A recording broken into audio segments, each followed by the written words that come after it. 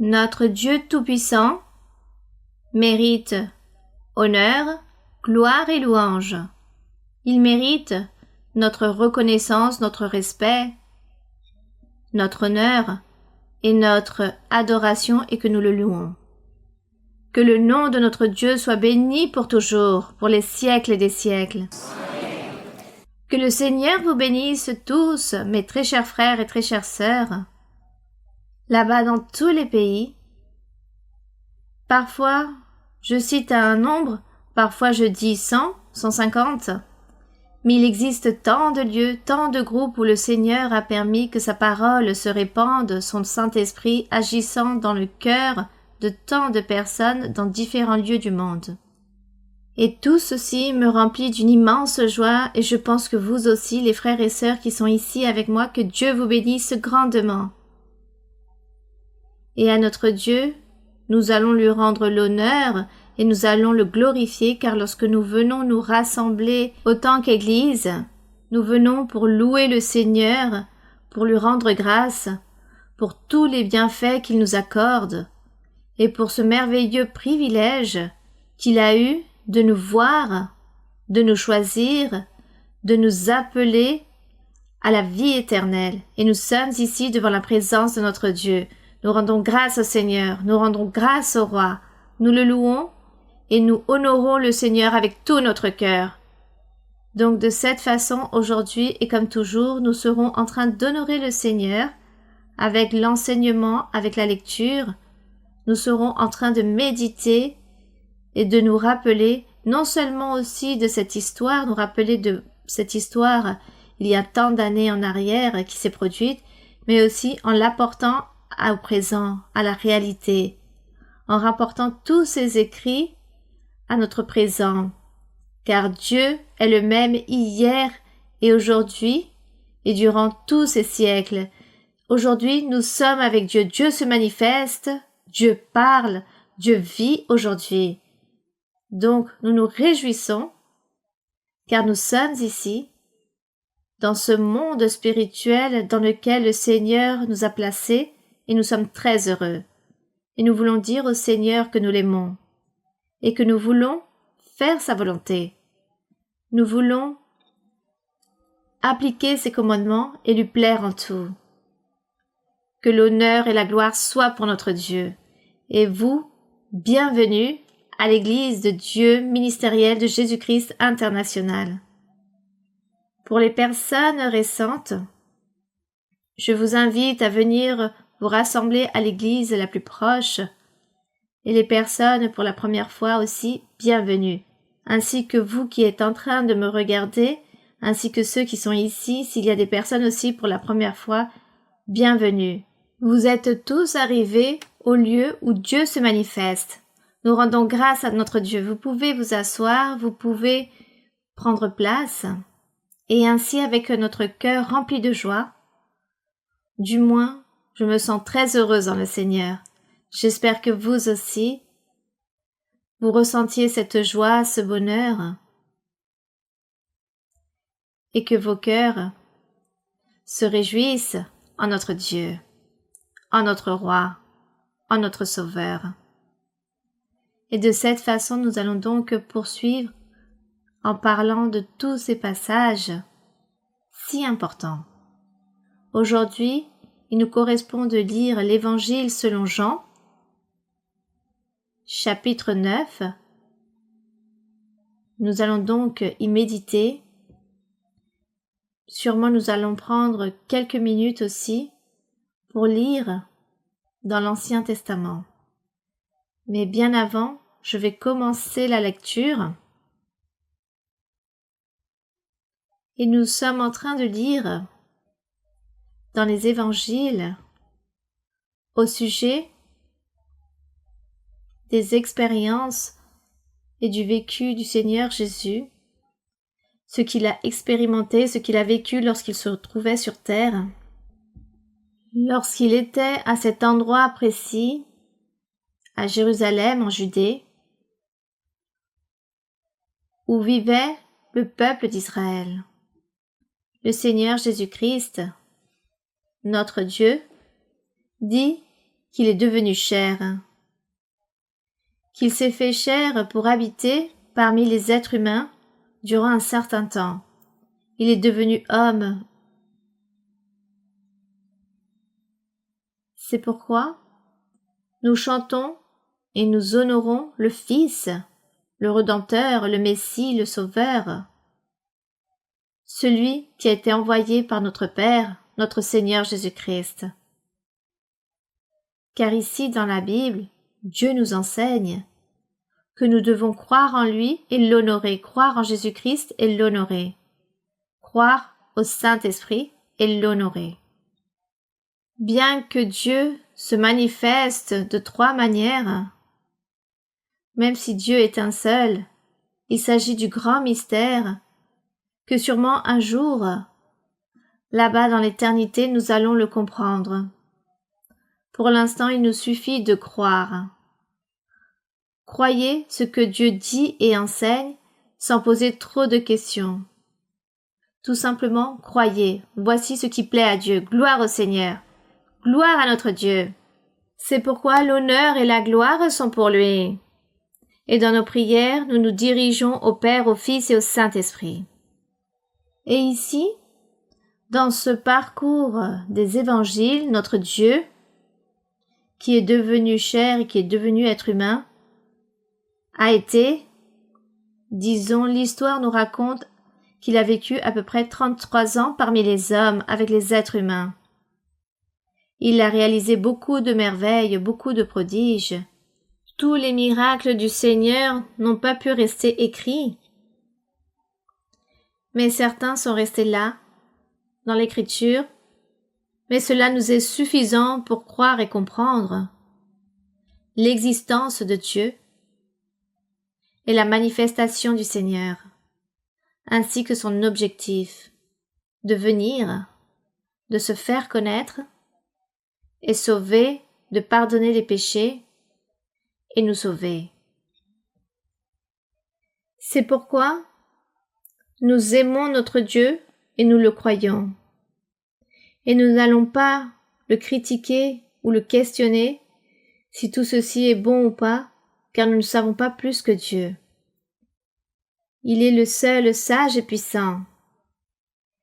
Ainsi, dans ce parcours, nous nous réjouissons avec la manifestation du Seigneur, avec les miracles qu'il a accomplis et la manière aussi, autant qu'être humain, il a été traité, de quelle façon il a été persécuté.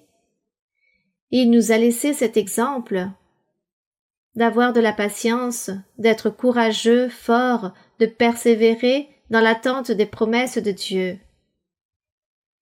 Il nous a enseigné, il nous a laissé cet exemple. Il nous a dit, persévérez, c'est possible, vous pouvez supporter les épreuves, les persécutions. Continuez, persévérez, car un jour vous allez recevoir la couronne de vie. Et ceci est possible. Voici ce que disait le Seigneur. Tout est possible. Donc nous rendons grâce au Seigneur et aujourd'hui nous allons méditer en cette lecture. Il est donc écrit, Jésus vit, en passant, un homme aveugle de naissance.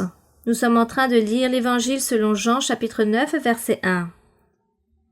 Donc l'histoire raconte qu'il y avait un homme aveugle de naissance. Ses disciples lui firent cette question. Les disciples, ce n'étaient plus les pharisiens, les ennemis du Seigneur, mais les disciples, qui posèrent une question. Rabbi, qui a péché? Cet homme ou ses parents, pour qu'il soit né aveugle? Vous êtes en train de faire attention à cette question si importante? Que signifie cette question? Seigneur, mais qui a péché? Cet homme ou ses parents? Pourquoi est-il né aveugle? Pourquoi ils demandèrent cela? Je pense que certains d'entre vous connaissent la réponse. C'est parce que Dieu, au début, lorsqu'il a dicté sa loi, il a enseigné à un peuple qu'il était en train d'établir, le peuple d'Israël. Il leur a envoyé des lois, des règles, des ordonnances. Et il leur a dit, « Vous devez être obéissants. Vous devez observer mes commandements. Si vous gardez mes commandements et vous obéissez à ma voix, à mes ordres, vous serez heureux. Vous allez recevoir de grandes joies, de grandes bénédictions et une grande prospérité. Mais si vous désobéissez, alors je vous infligerai un grand nombre de châtiments. Et parmi tous ces châtiments figurent les maladies. Parmi tous ces châtiments, à cause de la désobéissance, viennent et apparaissent toutes ces maladies. Excusez-moi de répéter cela. C'est pourquoi les disciples, qui avaient déjà lu les Écritures, le savaient, et c'est pourquoi ils ont demandé au Seigneur qui avait commis le péché, car Dieu, dans l'ancien temps, que nous allons lire plus en avant, avait annoncé que toute personne qui commettait ce péché de la désobéissance allait être victime d'une certaine maladie. Et les choses se sont produites ainsi. C'est pourquoi il demande qui a péché, cet homme ou ses parents. Et c'est pourquoi Dieu l'a châtié et il est né aveugle, par le châtiment du péché. Mais le Seigneur leur répond dans le verset 3. Ce n'est pas que lui ou ses parents aient péché, mais c'est afin que les œuvres de Dieu ou les manifestations de Dieu ou les merveilles de Dieu soient manifestées en lui. La puissance de Dieu puisse être manifestée en cet aveugle, et non seulement en lui, mais dans toutes les personnes qui recevront la guérison, les miracles. La puissance de Dieu doit être manifestée, et c'est pourquoi Dieu a permis qu'il puisse naître aveugle. Mais j'aimerais que nous puissions lire un peu plus au sujet des ordres que Dieu a envoyés, au sujet des différentes maladies que beaucoup pouvaient être victimes à cause du péché. Sachant qu'ici le Seigneur a fait une exception avec cet aveugle. Ce ne fut pas à cause du péché qu'il est né ainsi, mais c'était pour voir les merveilles manifestées en les êtres de la part de Dieu et qu'on puisse connaître la puissance de Dieu. Aujourd'hui, nous aussi, nous vivons ces expériences et nous jouissons de la puissance de Dieu, de ses miracles. Mais aussi, lorsque les personnes sont victimes de maladies, nous savons que souvent il s'agit d'un châtiment ou de l'héritage de nos ancêtres.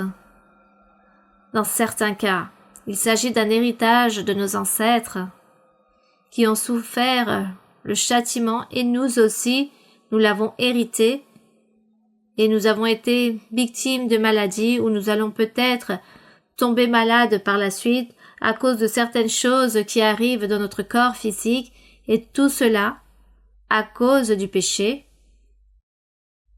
à cause de la désobéissance des commandements du Seigneur. Allons donc ici dans le livre de Deutéronome pour lire un peu plus, car le chapitre est un peu long, mais nous allons lire ici dans le livre de Deutéronome, chapitre 28. Ici dans Deutéronome 28, très rapidement, nous allons chercher ce passage et je serai en train de sauter beaucoup de versets car ce chapitre est très long. Mais c'est pour que vous puissiez voir que cela est vrai, que les maladies ont commencé à exister dans les générations, dans les premières générations que Dieu a créées. Toutes ces maladies étaient dues à cause de la désobéissance du péché. Ainsi, les choses se sont produites génération après génération jusqu'au jour d'aujourd'hui. Et vous en êtes tous témoins que toutes ces maladies existent. Dans toutes les personnes, en tous. Nous qui avons connu la voix de Dieu, nous prions le Seigneur et nous lui demandons et lui supplions de la miséricorde et Dieu se remplit de bonté, nous délivre et nous ôte parfois la maladie, mais il s'agit d'un héritage que nous portons. Et nous allons lire aussi s'il s'agit d'un héritage ou si aujourd'hui aussi il existe la désobéissance, parce qu'elle existe. Donc le Seigneur, d'une manière ou d'une autre, il envoie le châtiment. Ici, dans le verset 15, il est écrit, vous êtes tous prêts dans Deutéronome 28, 15, il est donc écrit.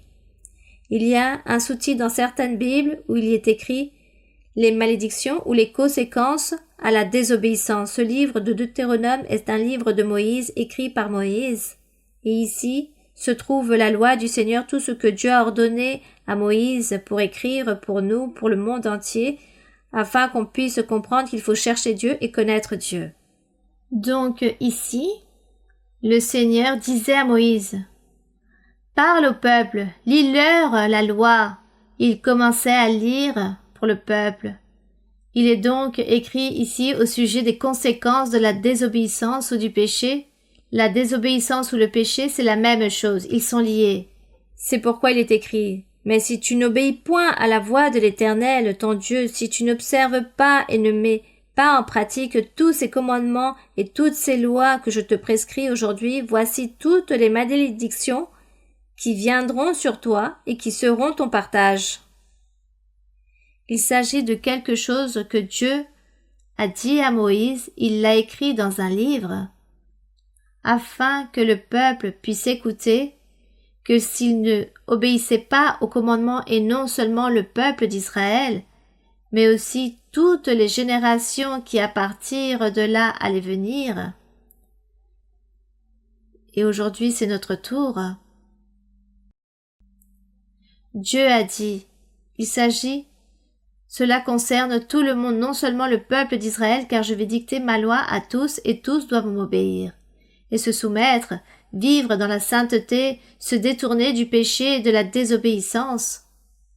Voici, ce n'était pas juste pour les Israélites, mais ce sujet était général pour tous ceux qui viendraient après. C'est pourquoi le Seigneur leur disait, « Je vous ai donné les commandements. » Mais aussi, ces malédictions viendront sur vous, sur tous ceux qui sont désobéissants, qui commettent le péché. Puis il leur dit, il existe beaucoup de malédictions et je vais en lire juste certaines. Tu seras maudit dans la ville et tu seras maudit dans les champs. Donc si tu vis dans la ville, tout ira très mal dans tous les aspects. Si tu vis aussi dans les champs, tout ira très mal dans tous les aspects. Il y aura une situation très mauvaise, sûrement il y aura de la famine, de la pauvreté, bon, tellement de choses, il y a beaucoup de pénuries. Ta corbeille et ta huche, faisant référence à la partie économique de l'alimentation, seront maudites.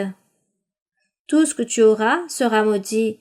Tu n'auras pas assez d'argent pour acheter de la nourriture. Car depuis ce temps ancien, ils avaient besoin de travailler pour obtenir de l'argent et pouvoir ainsi acheter de la nourriture. Et le Seigneur disait, il y aura de la pauvreté et tu auras très faim. C'est pourquoi il est écrit, ta corbeille et ta huche seront maudites. Le fruit de tes entrailles, sûrement la femme, perdait son nouveau-né durant sa grossesse, ou peut-être naissait mort, ou peut-être il était rempli de maladies dès la naissance, c'était sûrement ses châtiments par le fait de commettre le péché ou la désobéissance. Et Dieu racontait tout cela au peuple à travers Moïse. C'est juste que les personnes pensent que cela se lit et c'était juste pour le temps ancien. Non, c'était juste pour le temps ancien. Mais si nous analysons les choses, nous constatons qu'aujourd'hui encore la situation est la même. Aujourd'hui, il existe la désolation, la tristesse, la pénurie, des besoins, des souffrances, de la douleur. Aujourd'hui, il existe toutes ces choses, et tout cela est en partie un héritage de tous ces châtiments que Dieu a infligés à l'humanité. C'est pourquoi il est écrit dans le verset 20, « L'Éternel enverra contre toi la malédiction. » Il leur annonce également que leurs troupeaux seront maudits, car ils ne vont pas prospérer, mais qu'au contraire, ils vont mourir, les animaux tomberont malades, donc le peuple souffrira de toutes ces pertes. C'est pourquoi il est écrit, l'Éternel enverra contre toi, dans le verset 21, l'Éternel attachera à toi la peste jusqu'à ce qu'elle te consume dans le pays dont tu vas entrer en possession. L'Éternel te frappera de consomption, de fièvre, d'inflammation, de chaleur brûlante, de dessèchement, de jaunisse et de grandes craignes, qui te poursuivront jusqu'à ce que tu périsses. Toutes ces malédictions aux désobéissants. Mais quelqu'un dira, oui, mais c'était juste pour les personnes de l'ancien temps. Non, pour nous aussi aujourd'hui. Nous sommes ici, nous appartenons aussi à ce groupe. Dans ce groupe, si nous sommes désobéissants envers notre Dieu, donc au lieu de recevoir des bénédictions, ce sera que des châtiments ou des malédictions. C'est pourquoi il est écrit, le ciel sur ta tête sera d'airain et la terre sous toi sera de fer. S'il pleut beaucoup, tout se perdra. Dans le verset 27, il est écrit, l'Éternel te frappera de l'ulcère d'Égypte, d'hémorraïdes, de gale et de teigne, dont tu ne pourras guérir. L'Éternel te frappera de délire, d'aveuglement, d'égarement d'esprit. Toutes ces maladies, nous les écoutons encore aujourd'hui, n'est-ce pas, mes frères? Aujourd'hui, nous entendons parler de toutes ces maladies. La maladie de la folie, par exemple, qu'on appelle des personnes schizophrènes. Nous entendons parler de toutes ces maladies, peut-être avec un nom différent. Mais tout cela, aujourd'hui, nous les voyons et que cela est resté dans l'humanité. Et ici, se mentionne pour ceux qui veulent lire toutes les malédictions, toutes les maladies. Lisez tout ce chapitre. Puis il est écrit, autant que châtiment, tu auras une fiancée et un autre homme couchera avec elle. Tu bâtiras une maison et tu ne vas pas l'habiter. Au contraire, d'autres personnes vont y habiter. Tu planteras une vigne, tu semeras de la nourriture et d'autres en jouiront, car tu n'en jouiras pas. Tout cela faisait partie du châtiment. Et ici, nous continuons dans le verset 35 où il est écrit, l'Éternel te frappera aux genoux et aux cuisses d'un ulcère malin dont tu ne pourras guérir. Il te frappera depuis la plante du pied jusqu'au sommet de la tête. Toutes ces maladies, nous voyons qu'aujourd'hui tout cela existe. Et ici, dans le verset 45, il est écrit, toutes ces malédictions viendront sur toi, elles te poursuivront et seront ton partage jusqu'à ce que tu sois détruit parce que tu n'auras pas quoi? Obéi à la voix de l'Éternel, ton Dieu. Pourquoi? Parce que tu n'auras pas observé ou accompli ses commandements, ses statuts, ses lois qu'il te prescrit.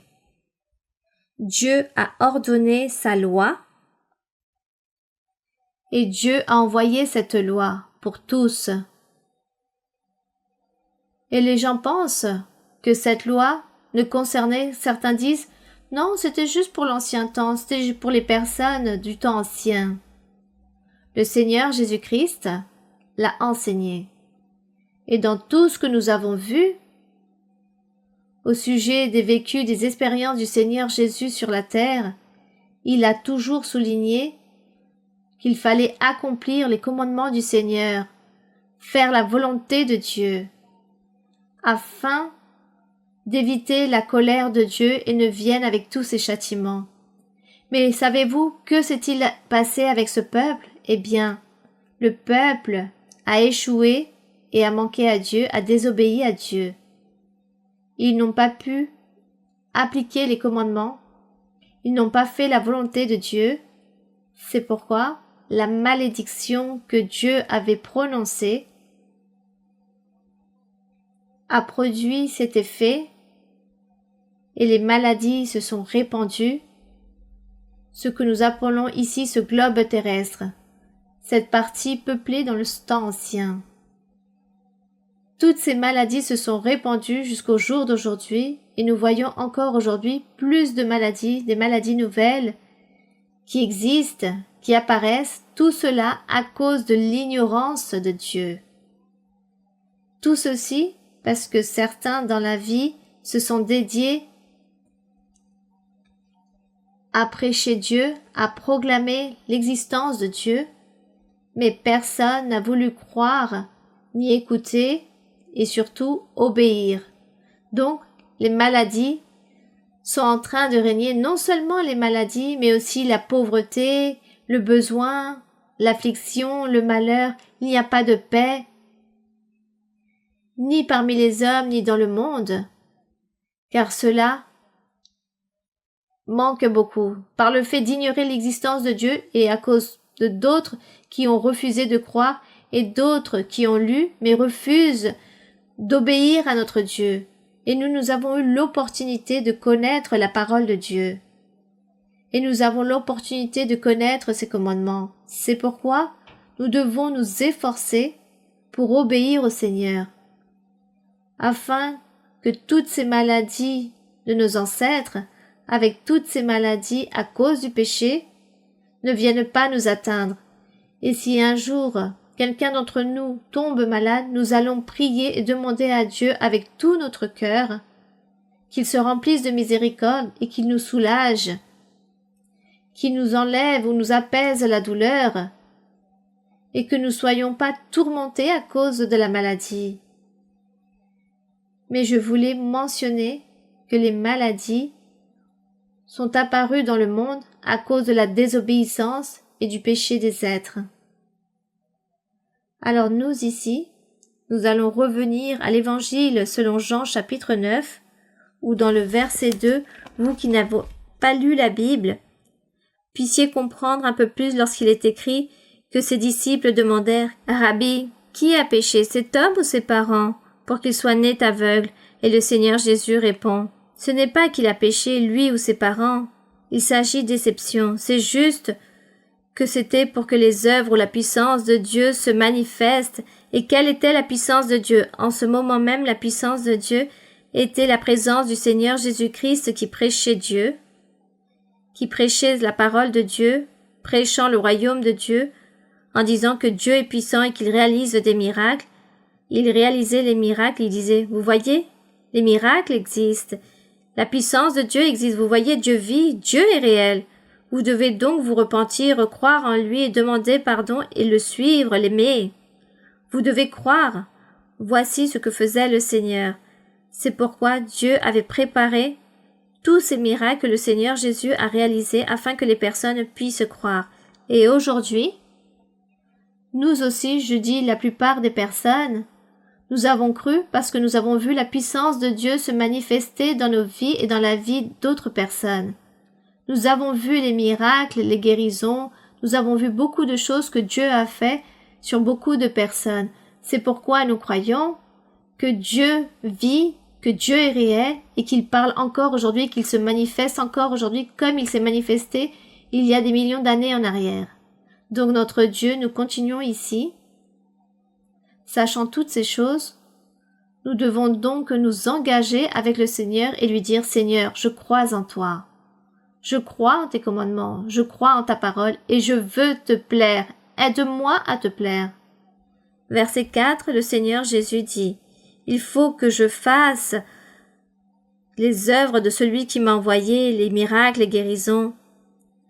Tandis qu'il est jour, c'est-à-dire tandis que je vis, je dois prêcher et enseigner et faire toutes les œuvres que Dieu m'a demandé de faire, car la nuit vient, et la nuit vient, la mort s'approche là-bas sur la croix du calvaire. Et je ne pourrai plus faire ce que Dieu m'a recommandé de faire, et prendra fin le travail, mais pendant que je vis qu'il y a la vie, je prêche et j'enseigne. Et lorsque viendra la nuit, c'est-à-dire la mort du Seigneur sur la croix, eh bien le Seigneur partira et laissera ce travail à toutes ces personnes qui le suivent, les disciples, les apôtres et tout le reste des personnes. C'est pourquoi le Seigneur disait « Il faut que je fasse les œuvres de celui qui m'a envoyé, tandis qu'il est jour, car la nuit vient où personne ne peut travailler. » Donc le Seigneur était en train de dire lorsque viendra sa mort, il partira, il ne pourra plus faire ce travail. Pendant que je suis dans le monde, je suis la lumière du monde. Donc ici, le Seigneur a parlé très clairement.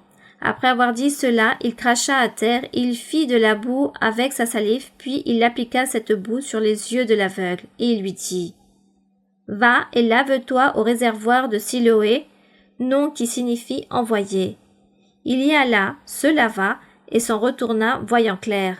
Gloire au Seigneur. Donc, ses voisins et ceux qui auparavant l'avaient connu comme un mendiant disaient N'est-ce pas là celui qui se tenait assis et qui mendiait? Certains disaient, c'est lui, d'autres disaient, non, mais il lui ressemble, et lui-même disait, c'est moi. Et ils lui dirent donc, comment tes yeux ont-ils été ouverts? Et il répondit, l'homme qu'on appelle Jésus a fait de la boue, a oint mes yeux et m'a dit, va au réservoir de Siloé et lave-toi. Je suis allé et je me suis lavé et j'ai retrouvé la vue. Donc ils demandèrent, où est-il, où est cet homme? Et il répondit, je ne sais pas. Ils lui demandèrent où était le Seigneur, et il a répondu, je ne sais pas. Ils menèrent vers les pharisiens celui qui avait été aveugle. Or, c'était un jour de sabbat. Rappelez-vous pour les personnes pour la première fois, ou qui ont déjà lu, ou qui le savent, et ceux qui ne le savent pas, les pharisiens étaient les interprètes de la loi de Moïse, ceux qui enseignaient la loi au peuple. C'étaient les ennemis numéro 1 du Seigneur Jésus-Christ. Donc l'histoire raconte qu'ils menèrent vers les pharisiens celui qui était aveugle. Or, c'était un jour de sabbat, c'est-à-dire un jour de repos, le samedi, et que Jésus avait fait de la boue et qu'il lui avait ouvert les yeux. De nouveau, les pharisiens aussi lui demandèrent comment il avait recouvré la vue. Et il leur dit, « Il a appliqué de la boue sur mes yeux, je me suis lavé et je vois. » Sur quoi quelques-uns des pharisiens dirent, « Cet homme ne vient pas de Dieu, car il n'observe pas le sabbat. » Jamais les pharisiens leur a importé que le Seigneur ait fait des miracles, surtout ce miracle si extraordinaire de cet aveugle de naissance. Mais ce qui les préoccupait, c'était le fanatisme qu'ils portaient en eux. Ils disaient non, comme il n'a pas gardé le jour du repos, le jour du sabbat, mais il a commencé à faire des miracles ce jour-là précis, donc il échoue devant Dieu. Et d'autres disaient, comment un homme pécheur peut-il faire de tels miracles? Donc on lui montrait du doigt et on lui disait pécheur. Il disait comment un homme pécheur peut-il faire tel miracle? Et il y eut division parmi eux. Ils dirent encore à l'aveugle, toi, que dis-tu de lui sur qui t'a ouvert les yeux? Eh bien il répondit, c'est un prophète, c'est la seule chose que je peux dire. Car il avait entendu que les prophètes dans l'ancien temps, Dieu les mettait à son service pour réaliser beaucoup de miracles. Et ici, verset 18, les Juifs ne crurent point qu'il eût été aveugle, et qu'il eût recouvré la vue, jusqu'à ce qu'ils eussent fait venir ses parents. Et ils les interrogèrent en disant, « Est-ce là votre fils, que vous dites être né aveugle? Comment donc voit-il maintenant? » Ses parents répondirent, « Nous savons que c'est notre fils, et qu'il est né aveugle. Mais comment il voit maintenant, ou qui lui a ouvert les yeux, nous ne le savons pas. Ou qui lui a ouvert les yeux, nous ne le savons pas. Interrogez-le lui-même, il a de l'âge. Demandez-lui pour qu'il parle lui-même de ce qui lui concerne. » Voici ce qu'ont dit leurs parents, car ils avaient peur des Juifs, ils les craignaient, car les Juifs étaient déjà convenus que si quelqu'un reconnaissait que Jésus était le Messie, il serait exclu de la synagogue. Quelle tristesse, avec toutes ces menaces qui étaient proclamées, et les personnes avaient donc peur. Ils devaient se taire. Là-bas, dans tous ces endroits, les personnes préféraient se taire et ne pas défendre la cause du Seigneur. Verset 23, il est écrit, « C'est pourquoi ses parents dirent, « Il a de l'âge, interrogez-le lui-même. » Les pharisiens appelèrent une seconde fois l'homme qui était aveugle et lui dirent, « Donne gloire à Dieu, nous savons que cet homme est un pécheur. » Voici ce qu'ils ont dit à cet aveugle. Et il répondit, « S'il est un pécheur, je ne le sais pas. Mais je sais une chose, c'est que j'étais aveugle et que maintenant je vois. » Eh bien, quelle merveilleuse réponse de la part de cet aveugle face à ses ennemis du Seigneur Jésus-Christ, car il ne voulait pas accepter un bienfait que le Seigneur avait réalisé. Mais il voulait toujours murmurer, le juger, réaliser des calomnies envers le Seigneur. Puis ils lui dirent, ils ont redemandé à cet aveugle, « Que t'a-t-il fait? Comment t'a-t-il ouvert les yeux ?» Il répondit, « Je vous l'ai déjà dit. » « Et vous n'avez pas écouté, vous ne voulez pas croire. Pourquoi voulez-vous l'entendre encore? Voulez-vous aussi devenir ses disciples, les disciples du Seigneur Jésus? » Là, il a commis une offense, il a offensé ces personnes, car après tant de questions et toujours demander les mêmes choses, eh bien je vais leur donner la même réponse. Qu'est-ce que cela signifie que vous ne cessez de me demander, peut-être, vous voulez aussi devenir les disciples du Seigneur? La réponse de l'aveugle a dû les offenser. Puis il est écrit, ils l'injurièrent et dirent, « C'est toi qui es son disciple. Nous sommes disciples de Moïse. » Nous sommes les disciples de Moïse, mais ils ne croyaient pas et ne réalisaient pas non plus ce que Moïse avait laissé écrit. Donc, nous ne savons pas de quelle façon ils étaient disciples, peut-être juste de parole, en disant « je crois ». Comme beaucoup de personnes encore aujourd'hui, il existe beaucoup de personnes qui disent « je crois en Dieu ». Oui, moi je crois en Dieu. Je crois en Dieu. Mais la personne réalise la méchanceté, commet tous les péchés, les infractions, vit dans la méchanceté, en train de réaliser le mal à son prochain, en train de réaliser beaucoup de choses mauvaises. Mais si on lui demande si elle croit en Dieu, elle va répondre « oui, je crois en Dieu ». Et de même, il se produisait dans l'ancien temps avec ces pharisiens qui disaient être disciples de Moïse. Dans le verset 29, il est écrit « Nous savons que Dieu a parlé à Moïse. Mais celui-ci, nous ne savons pas d'où il est. » Cet homme leur répondit « Il est étonnant que vous ne sachiez d'où il est. Et cependant, il m'a ouvert les yeux. » Eh bien, vous voyez, c'est très beau. Une offense de plus pour ces pharisiens. Car il dit, vous ne savez pas qui il est, mais regardez le privilège que j'ai reçu. Il m'a donné cette grande bénédiction. Il m'a ouvert les yeux. Béni soit le Seigneur. Et nous savons que Dieu n'exauce point les pécheurs.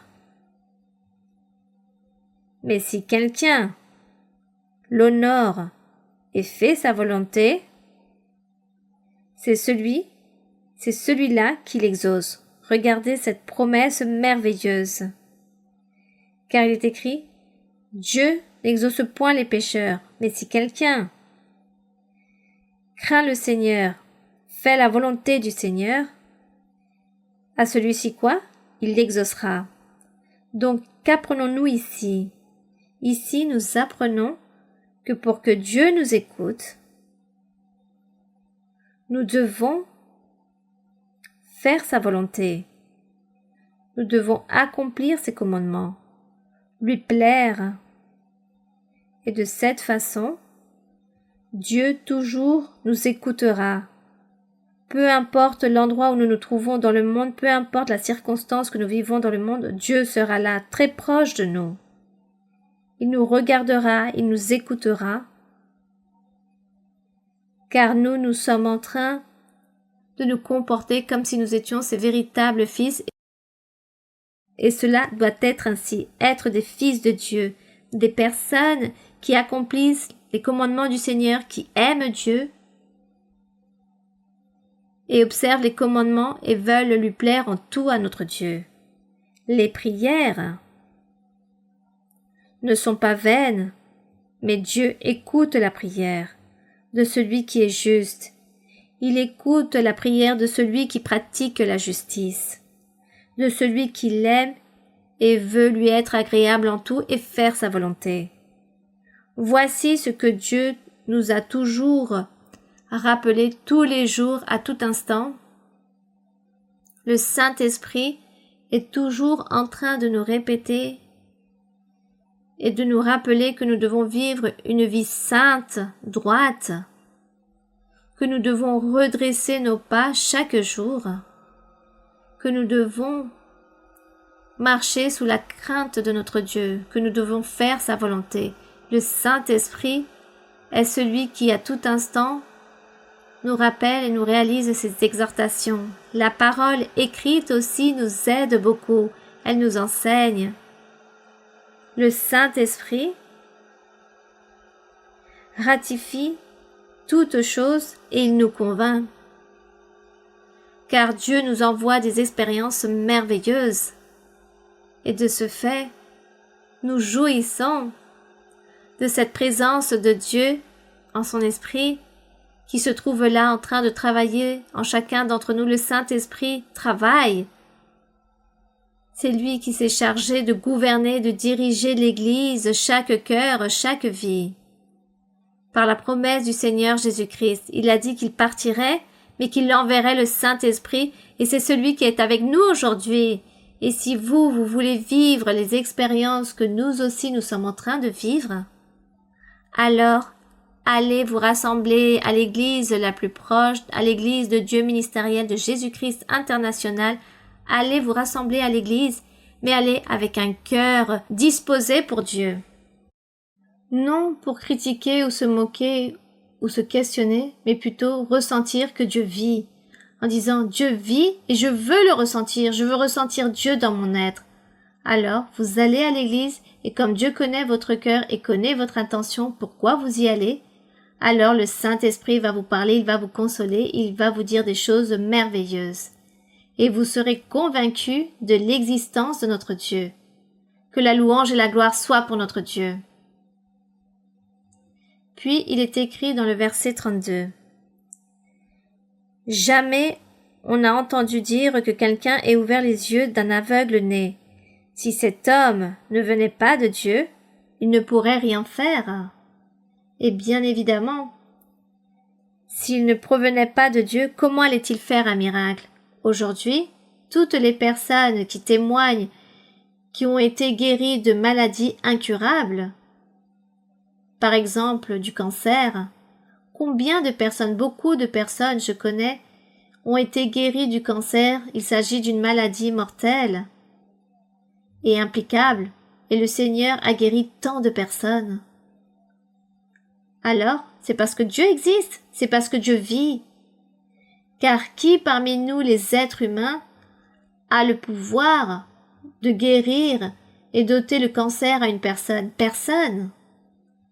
Juste un être suprême, un être qui existe, qui gouverne l'univers, l'être suprême, notre Dieu, le Seigneur Jésus-Christ, le Saint-Esprit, agissant parmi nous. Il a cette puissance, le pouvoir pour accomplir de tels miracles. Béni soit le Seigneur.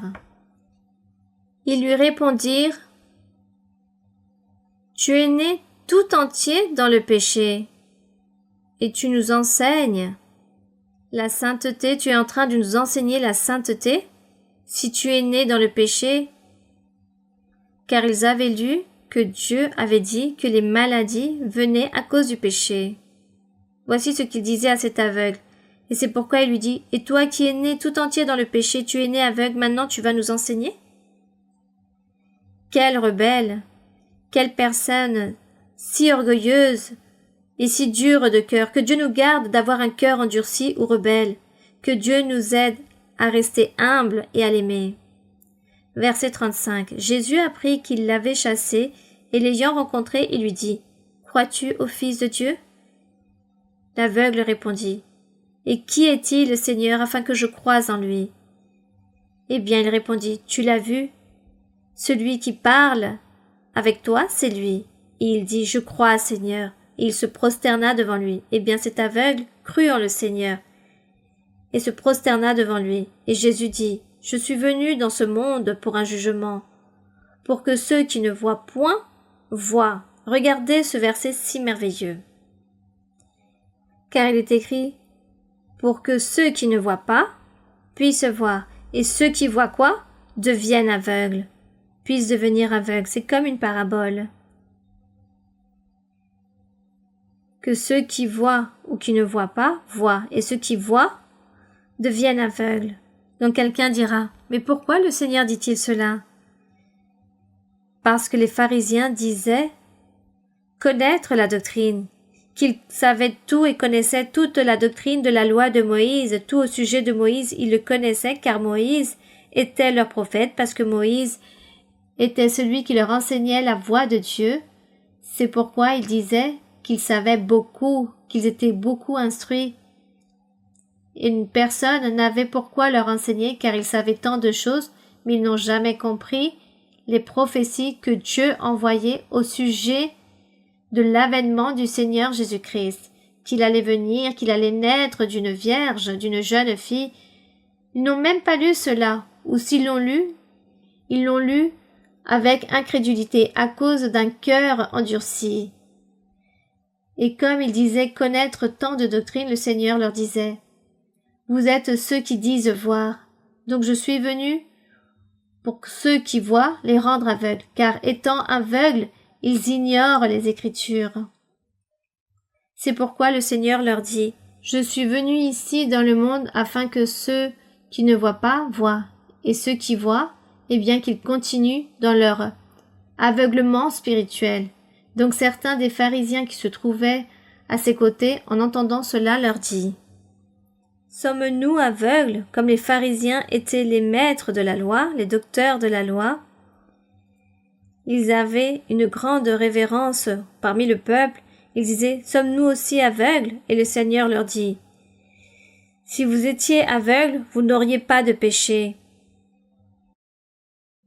Mais maintenant, vous dites que vous voyez, alors votre péché subsistera avec vous. Car vous dites voir, mais vous ne croyez pas en moi, et vous me rejetez. Vous êtes en train de mépriser et rejeter la parole de Dieu. » Le Seigneur leur a fait donc comprendre que leur aveuglement, il s'agit d'un aveuglement spirituel, et que réellement c'était eux qui étaient aveugles, car ils ne voulaient pas comprendre ni accepter le Seigneur Jésus-Christ. Après avoir même vu les miracles et les prodiges de tout ce que le Seigneur a réalisé ou faisait, ils ne croyaient pas, ils ne voulaient pas l'accepter. Donc le Seigneur leur a dit « Si vous étiez aveugles, eh bien Dieu vous pardonnerait. Mais comme vous dites savoir toute la doctrine, de connaître toute la voie de Dieu, et vous n'avez pas accompli ni fait la volonté de Dieu, vous n'accomplissez pas les commandements, alors vous vivez dans le péché. Et de ce fait, vous vivez un aveuglement spirituel. Qu'un jour, Dieu les aide à ôter cet aveuglement spirituel, que Dieu aide à enlever l'aveuglement spirituel dans beaucoup de personnes, car aujourd'hui aussi, les personnes voient les miracles, les prodiges, tout ce que Dieu fait, et même ainsi, il y en a beaucoup qui ne croient pas et qui n'acceptent pas et continuent à vivre dans leur propre monde.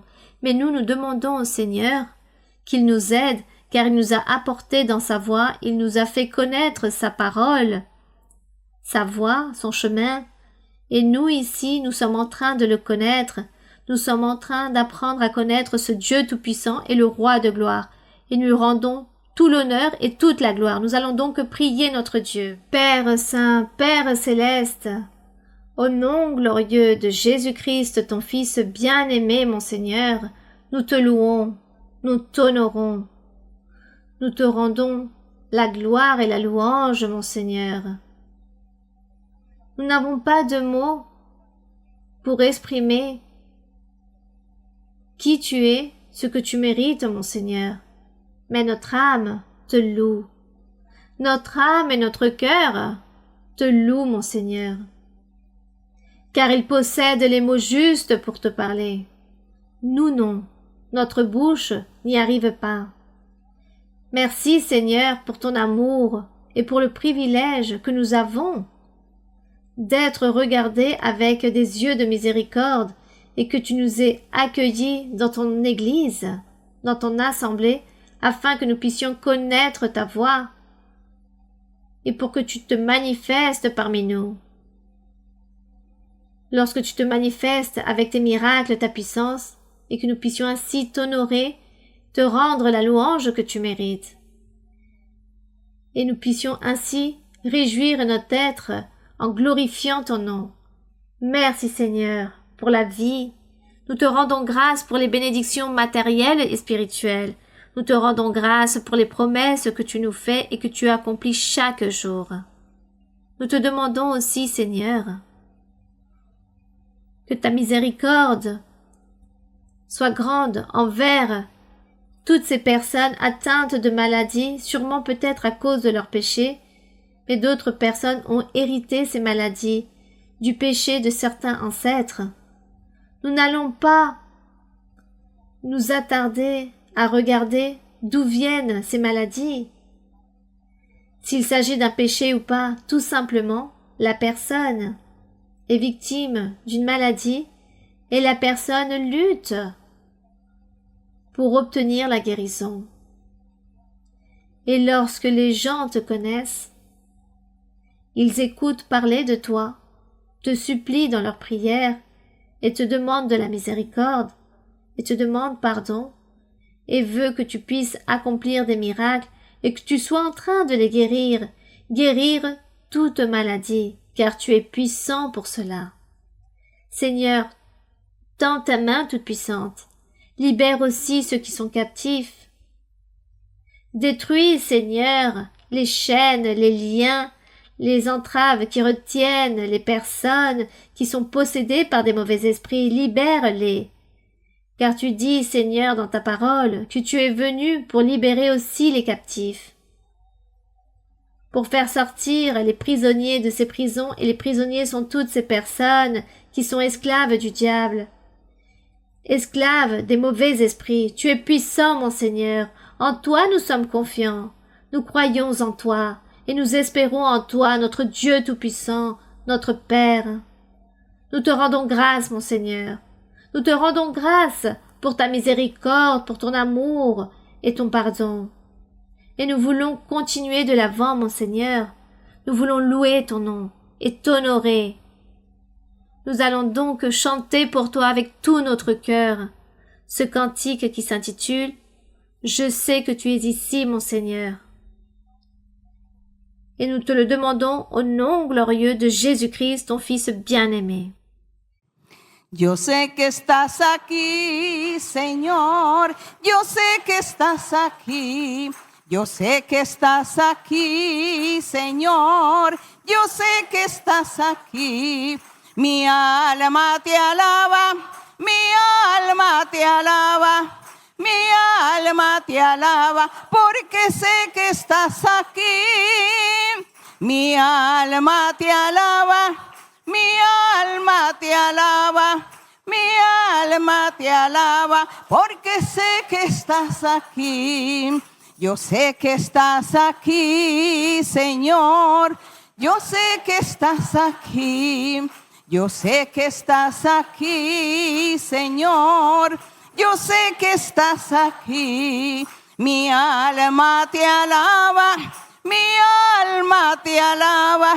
Mi alma te alaba, porque sé que estás aquí. Mi alma te alaba, mi alma te alaba, mi alma te alaba, porque sé que estás aquí. Gloire à notre Seigneur. Ainsi tu es, mon Seigneur. Louange à notre Dieu. Gloire au Tout-Puissant. Béni soit notre Dieu. Des salutations aux enfants et pour vous aussi, je vous embrasse fortement. Que Dieu vous bénisse. À très bientôt. Merci mes frères et sœurs. Merci. Gracias.